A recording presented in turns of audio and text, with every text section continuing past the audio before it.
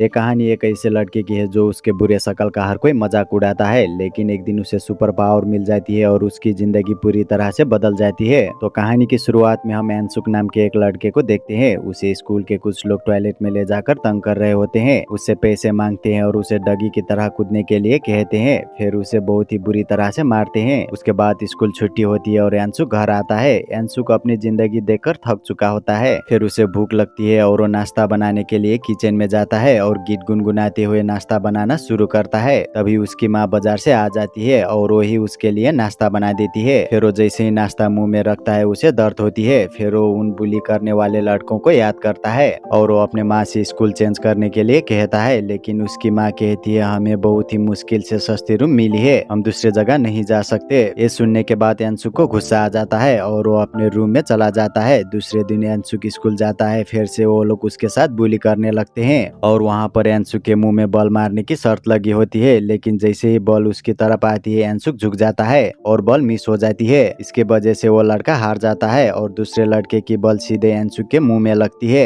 फिर वो हारा हुआ लड़का मैं तेरे वजह से 10,000 हारा बोलकर एनसुक को बहुत ही जोर से मुक्का मारता है। फिर तभी वहाँ पर एनसुक की माँ आ जाती है, लेकिन सारे लोग उस पे और उसकी माँ के ऊपर हंसने लगते हैं। फिर एनसुक अपनी माँ को वहाँ से जाने के लिए कहता है। उसके बाद शाम को एनसुक देर से घर पहुँचता है और वहाँ पर उसकी माँ उसका इंतजार कर रही होती है। फिर वो अपनी माँ से स्कूल में जो हुआ उसके लिए माफी मांगता है। फिर उसकी माँ उसे स्कूल चेंज करने के लिए कहती है और वो कहती है मैं आज तुम्हारे स्कूल में तुम्हारे टीचर से ट्रांसफर की बात करने आई थी और वो कहती है तुम्हें शायद मुझसे अलग रहना होगा, मैं काम की वजह से साथ नहीं आ पाऊंगी और उसे नए स्कूल में अच्छे से पढ़ाई करने के लिए कहती है।